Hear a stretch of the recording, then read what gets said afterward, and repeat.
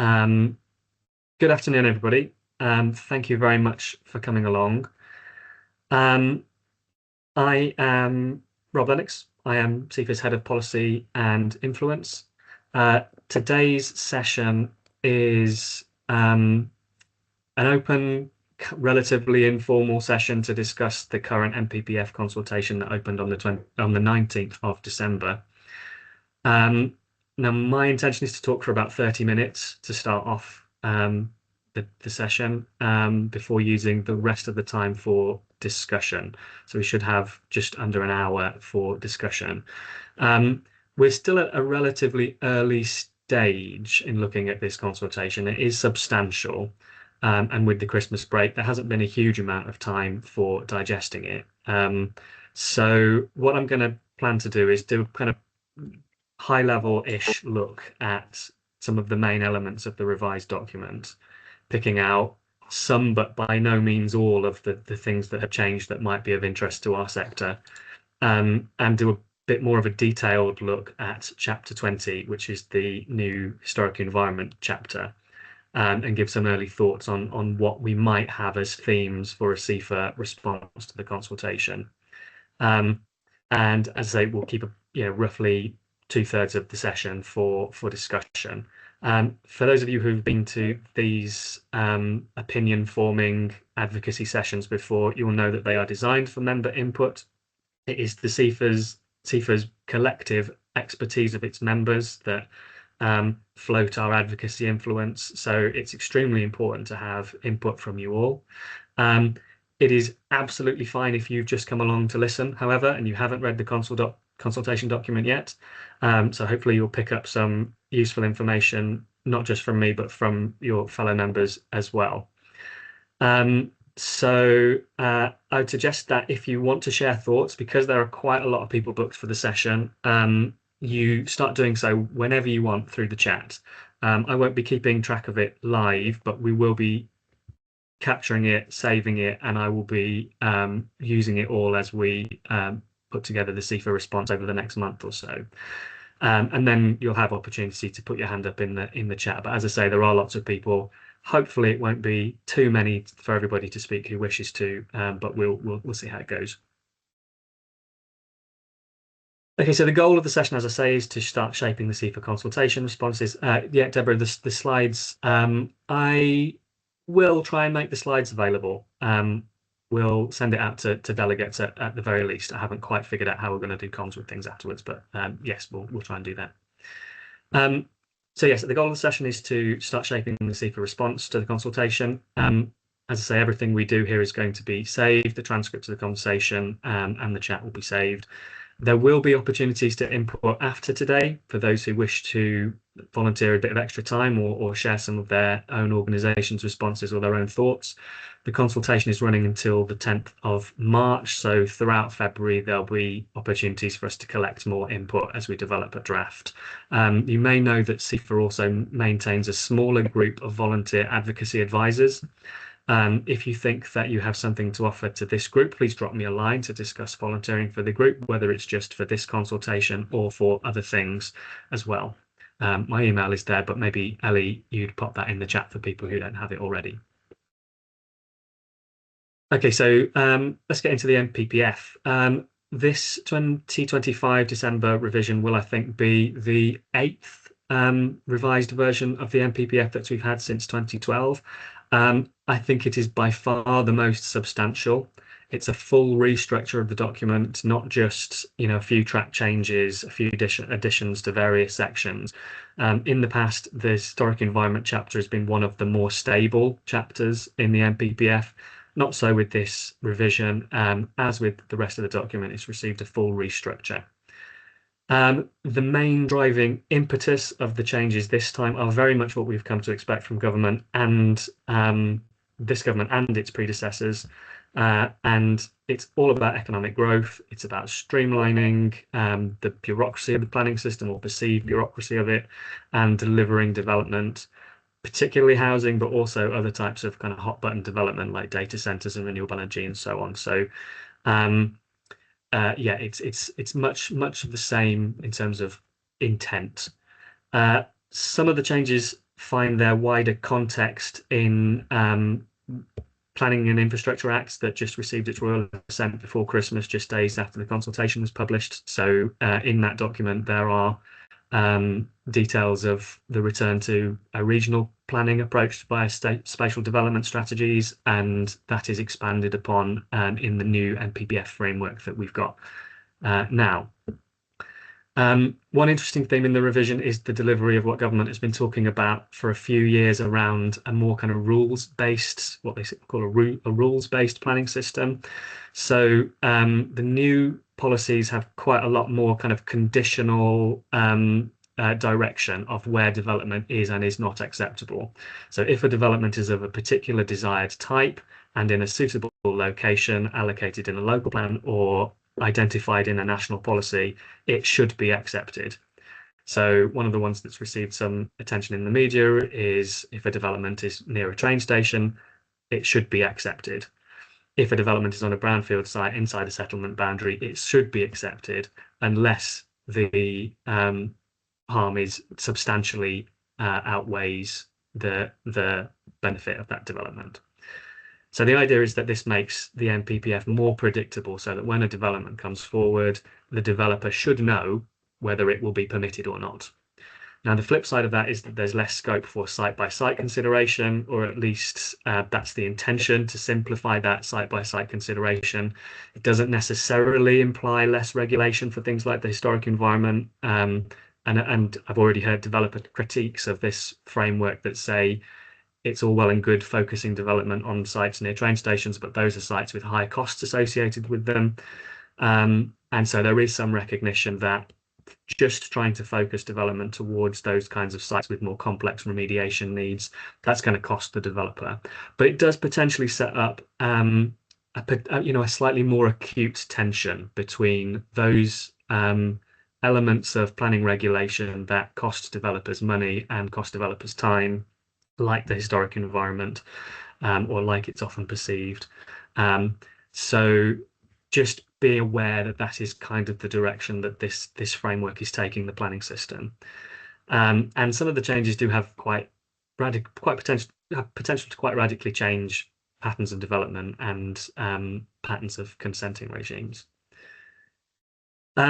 So illustrating that new kind of permissive rules-based approach, things like the changes to the presumption in favour of development policies. The presumption in favour of sustainable development is retained, what was old paragraph 11 in policies S3, policy S3, but also expanded in policy S4 and S5, which says sustainable development is what the system is about. And in these places, it should be accepted. Development should be accepted, in these places it shouldn't. And that has some potential, quite impactful potential for archaeology that I'll come back to later. On NDMPs, I'll just stick this slide in because we've talked quite a lot about national development management policies over the last couple of years that came in with the Levelling Up and Regeneration Act in 2023.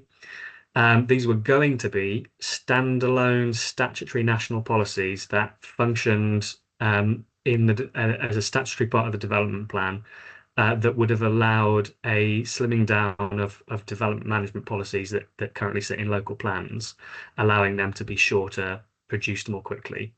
This current government has been promising a roadmap for how it intends to use NDMPs. It was promising it right up until the launch of the NPPF consultation, and it's sort of wrong-footed us a little bit by not including them in the way that they had implied they might. They have changed quite a lot. So rather than, they've kept the acronym, they've changed the words slightly. So instead of development management policies, they're now decision-making policies. And what they really are is kind of beefed up NPPF policies. What they're suggesting is that they will have the same effect of being able to take away the role of the local plans to state development management policy, but they're non-statutory.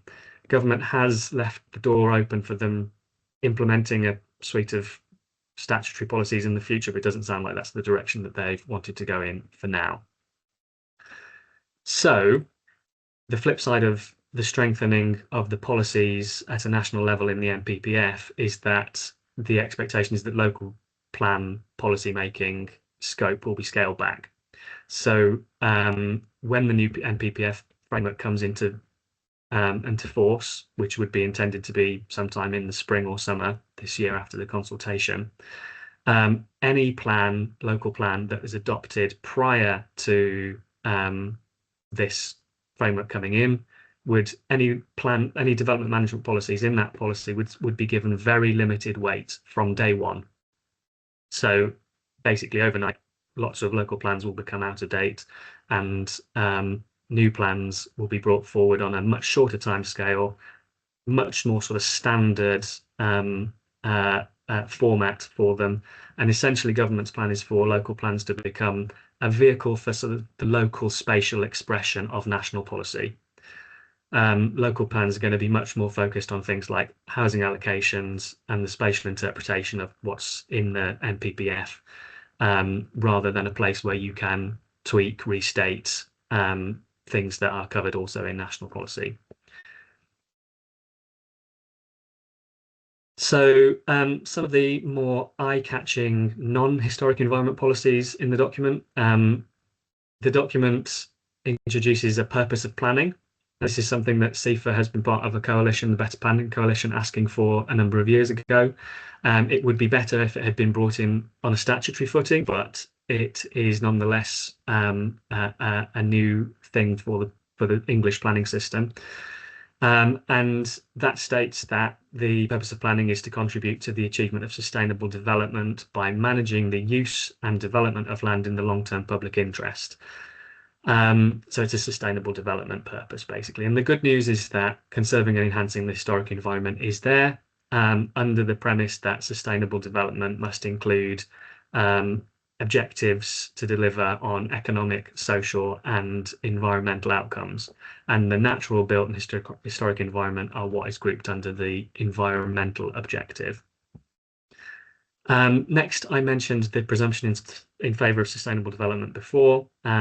This is one of those enhanced rule-based changes that strengthens the imperative to improve development, particularly within settlement boundaries, particularly on brownfield land.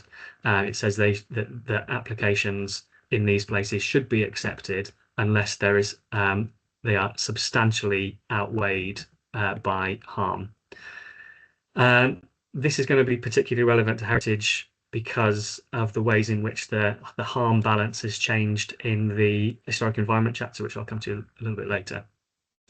And on the flip side of the principle of development within settlements, there is a policy for development outside of settlements where potentially certain things are going to become more restricted. But still the policy tries to improve on clarity on what will be accepted outside of the settlement boundaries, including on things like grey belt and things like other types of development, agricultural development, etc., etc.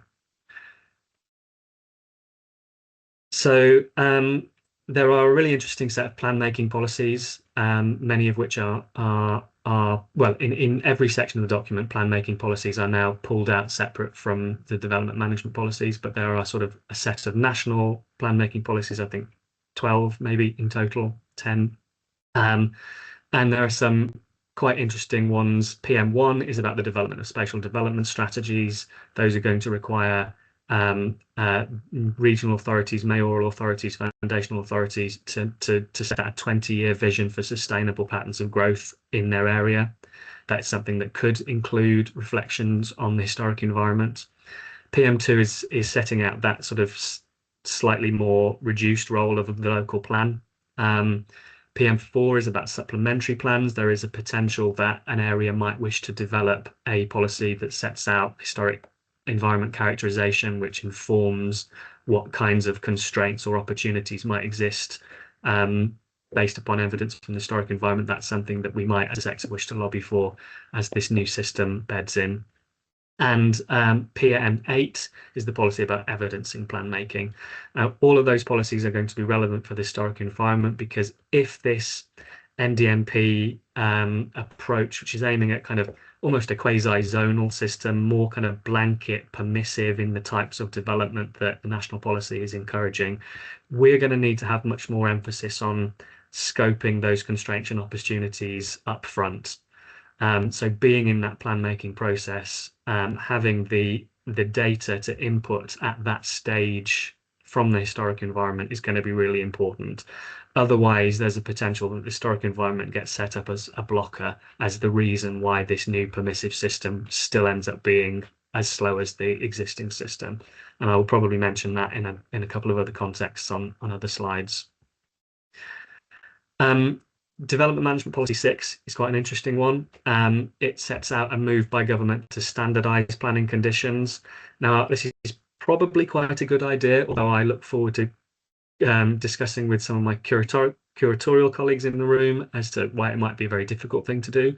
But it's a process that the sector is going to need to be really careful to plug into. What government is saying is that the use of planning conditions should be kept to a minimum. So you should use as few conditions as possible. That's pretty much what the current NPPF says, but it also says that you should try to always use national model planning conditions. Now, these don't exist yet. The government will be drawing these up this year. There are some for the historic environment that exist that were produced for the Historic England Good Practice Guides 10 or so years ago. So we have a starting point, but this is going to be a really interesting process for us to plug into. Grey belt, brownfield, homes around stations. Those are three of the policies that set out what the government has been talking about as its default yes approach to development. As I say, these are the places, edge of towns near stations, brownfield sites. They're likely to have complex archaeological implications quite a lot of the time. So that sort of permissive approach to planning is fine in principle, but you need to make sure that you are scoping those constraints and identifying opportunities in those zones as early as possible. Same goes for spatial development strategies, which I've mentioned. And I won't dwell on the statutory consultees. There is a consultation about statutory consultees at the moment. The NPPF puts a little bit more pressure on statutory consultees again. It basically says that if you are waiting for an overdue statutory consultee response, you shouldn't delay determining your application because you're waiting for that. The same policy also says that you should consider accepting development which would otherwise be unacceptable through the use of planning conditions, which I know is a little bit about what we do, but it's just changing that balance of how much pressure is put on local authorities to determine applications quickly rather than necessarily taking time to ask for more information, etc. Okay, so that was quite a lot on a single slide, but onto some historic environment headlines. The consultation document states that its intention with the heritage chapter is to try and take a more positive approach to the use of heritage assets. It also talks about how heritage policies have been often cited. It doesn't say cited by who, but often cited as some of the most confusing and challenging to implement policies. So there is hopefully some scope for us to probe that positive spin that the government has given its intention to try and make a more positive approach to the use of heritage assets. But we do also need to recognise that the political environment around the development of some of these ideas that have made it through to this stage of the revision have not been without some intense scrutiny on the existing policy approaches in our area, and I mean specifically on archaeology. Now, we should be pleased that we have got away without any major losses through the historic environment chapter. We should be considering that as a win, and I can tell you that that was not assured. Historic England, supported in some places by CIfA and Heritage Alliance and others in the sector, have been working behind the scenes to encourage government in the right direction for a long time. And I think they've done a really good job in getting the policies that we've got in draft to this stage without any of those potentially more challenging issues making it through to the draft. We've moved from chapter 16 to chapter 20. As I say, the very final chapter of the document, read into that what you will. Interestingly, the chapter is now 50% longer. and that tracks for how much longer the NPPF is as a whole. It's about half again as big as the 2024 version.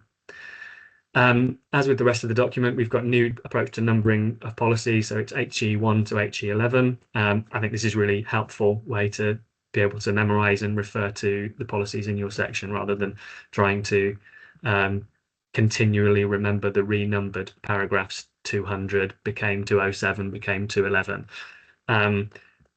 We don't have to do that anymore, which is a nice quality of life improvement. And as I say, the purpose of planning, which sits at the head of the documents, does include the historic environment hook in it, so that is a good thing.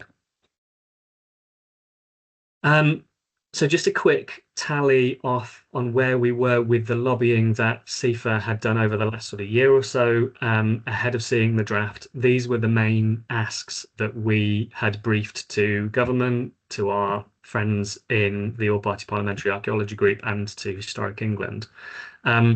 Firstly, we have for a long time asked for a change to paragraph 200 to make clear that we have always seen it as a developer's responsibility to provide information on the impact of development on the significance of heritage assets. That paragraph was unclear and we think poorly written in the first place. I'm pleased to say that the new draft is much clearer about that. That is going to be much closer to according with CIfA standards. So that's a win. We had also been asking for an amendment to paragraph 211 to insert reference to wider public benefits that can be delivered as a result of the offsetting of harm to heritage assets through archaeological works. Unfortunately, that's not been achieved, and arguably, I think the wording in the new paragraph 20 is worse than it was in the 2024 version of the NPPF, especially in some of the key paragraphs looking at archaeology. Thirdly, we had hoped to get a bit of attention shone on the potential to add references to synthetic research outcomes and contributions to be made by the developer to archive capacity. Now, there's no gain on those, but realistically, I think we were probably always going to expect that if we were to be successful on that ask, it would be content that we would get at the guidance level in the NPPG anyway. So we do have a bit of runway still to be pushing for changes like that as the NPPG gets updated following this framework. And finally, we've been pushing every button that we can to talk about statutory historic environment record implementation, which was included as a provision in the Levelling Up and Regeneration Act, but has not yet been implemented. This is mentioned in the supporting document for the consultation. It says that in reference to policy HE3, which replicates the NPPF's policy on HERs, that policy could be removed if the government implements the statutory duty to maintain an HER. As one of my advisors has already pointed out to me, it's kind of frustrating that it says if that gets implemented and not when, but that's something that we can continue to push on, and we have another hook in this consultation to do that. Okay, so as I say, there are a lot of changes through this chapter, and I'm sure many of you will have picked up on nuanced differences in wordings that have changed the meaning subtly for better or for worse. So I present this as a list of some of the cherry-picked changes that I've noted, and look forward to discussing more changes with you all later today and beyond. Now, there are some notable gains, I think. As I've already mentioned, the HE5 policy improves the clarity on that, who is responsible for impact assessment in line with CIfA standards. That's great. Footnote 75, which retains the same numbers it had in the old document, is improved with a bit of additional text that clarifies that decision makers, and by that we can assume includes local planning authorities, are entitled to determine when a monument that hasn't previously been assessed by the Secretary of State for whether it meets the national significance criteria that would enable it to be scheduled. In that situation where it has not been assessed, by the Secretary of State, a local planning authority can determine whether that is a site of national significance, of national importance, rather. I think we can infer from that, although we'll probe to confirm with government, that that's intended to mean that when sites are newly discovered during evaluation, a local planning authority decision maker can identify that that is a site of national importance, at which point it needs to be treated as if it were a designated site as per the NPPF. That's always been a grey area. It's kind of what usually happens, but it's always been a grey area, and it's useful to have that clarified in the new framework. And I'll come back to the reasons why I've put monuments in inverted commas in a minute. Policy HE10 also adds new helpful language that clarifies that archaeological work needs to be done by suitably qualified individuals. That is a step away from saying suitably accredited individuals, but I think it should be something that CIfA members and registered organisations can hang their hat on when speaking to clients and confirming that they are the right people to be doing the jobs under the NPPF. There is a new clearer policy on non-designated heritage assets at HE7, which is welcome, and there's also a new reference to local lists being a requirement under policy HE1, which is an improvement, and both are good things. In terms of losses, I think there are some problems with new language, breadth, consistency, and clarity of language throughout the chapter, which I'll cover a little bit more in a couple of slides' time. We've also lost, in inverted commas, the concept of less than substantial harm, although that might not be a bad thing. We've also lost old language from paragraph 18 that was the language that said the ability to record the evidence of an asset to be lost should not be a factor in deciding whether that loss should be permitted. That's been the subject of some recent case law, which many of you will be aware of, and on balance, I don't think it is a bad thing to lose that. I don't think it was very long or any helpful. And there are certainly more things I think that have changed, as I say, but those are just a few of the things. So rather than go through the policies individually and describing them all in turn, I think with my last 4 slides, I'm going to pull out what I think might end up being some of the key themes for a CIfA response to the consultation. There might be more than this, and I look forward to coming up with more ideas with you all, but 4 for today. Firstly, I think there is a theme about how the policy talks about the contribution of the historic environment to placemaking and the public benefits that particularly arise from those concepts. Now, there is some good in the chapter. For instance, we have retained key language in the HE policies for placemaking in terms of its references to wider social, cultural, economic, environmental benefits of conserving and enhancing the historic environment. But we've also changed some of the precise words or moved exactly where they appear. So things like the word distinctiveness is not in the same place in the document. It's in some places, but not in other chapters. For example, policy HE1.C refers to the benefits that conserving the historic environment can have on the development rather than on the development and surrounding places and areas. So that kind of language is just slightly restricted through the chapter. The position of the policy in the document is also aligned it's physically located with the other environmental chapters, not with the placemaking chapters. Chapters 12 to 17 in the document are the ones that deal with placemaking. We are on the end with the flooding, climate change and natural environment chapters. Now that's kind of where the split is in the current document, but the way that the headings for the chapters are labelled just makes it clear that we're considered a good thing to conserve. We're not necessarily obviously thought of by government as a placemaking contributor in the way that the policy is set out. Second theme is to do with the changes to harm. versus substantial harm. So this is one that will be of interest to many practitioners. I know many of you have crawled over the scales of harm since the days of the PPS 5 practice guide. I won't presume to teach anybody who's spent a lot more time thinking about these things through case law than I have.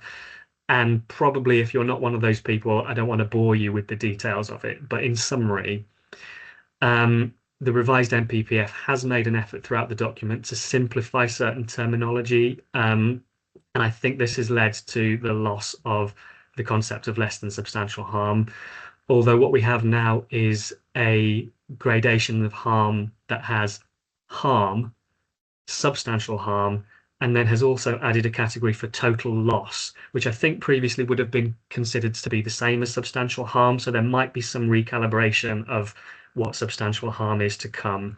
We may also need to clarify the consistency of these harm policies in policy HE5 and 6 with policies that elsewhere in the document talk about harm in a slightly different way. So there are some policies that say that certain types of development proposal in certain locations should be accepted unless they are substantially outweighed by adverse effects. So that probably leads us down a line of suggesting that harm should be acceptable, which obviously is not necessarily a bad thing and pretty close to what we do at the moment, but the language is something that we're going to need to just think a little bit about. There's also new language around the positive effects that developments can have, which I think should be broadly welcomed. So these references in policy HE5 and HE6 state that where developments would have a positive effect on designated heritage assets, they should be approved. Now that might give us new opportunities to sort of sell to developers that if you do good things for conserving and enhancing heritage assets, if you make them part of the development design scheme, there should be less ground to object on heritage basis, and that might give us some good positive opportunities. Now we might just want to look at a little bit of that language. I've heard one person say to me already that what do we do when you've got a complex site where there is an overall balance of positive effects and harm to other assets? So you just need to maybe think about how that language might apply. And there may also be an issue of consistency with policy HE10 on archaeological assets, which I'll come to in just a second. So theme 3 is that I think archaeology feels a little bit out on a limb in this document.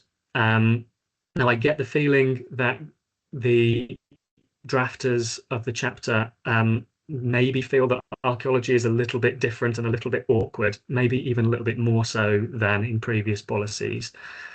I think you can read this chapter as including some botched attempts at simplifying language relating to heritage assets with archaeological interest in particular. So the phrase heritage assets with archaeological interest appears once in the chapter in policy HE 5.5, but has been lost in two places, in HE 10 and in footnote 75. So HE 10 is titled archaeological assets rather than heritage assets with archaeological interest. And I think we're going to need to question whether it's clear in the minds of government whether that's a different category of heritage asset. For example, is it clear when you read the current draft that buildings can have archaeological interest? And how do you interpret that through the separation of policy HE 10 and policies HE 5 and 6 and HE 7?